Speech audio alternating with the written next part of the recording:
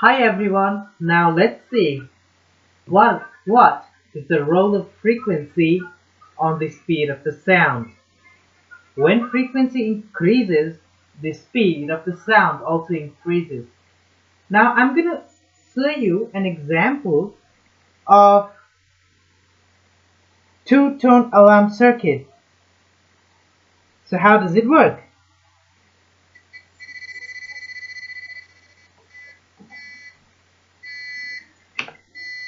So at the lowest frequency,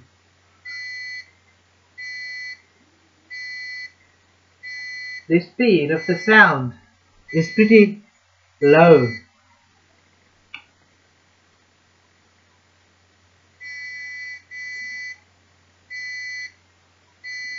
It's pretty slow. Now let's increase it to the halfway in the middle.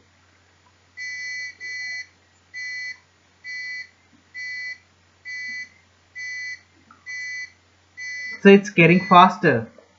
Now to its maximum to see how fast it can be. See? So from this experiment we can say the speed of the sound depends on its frequency. Thank you.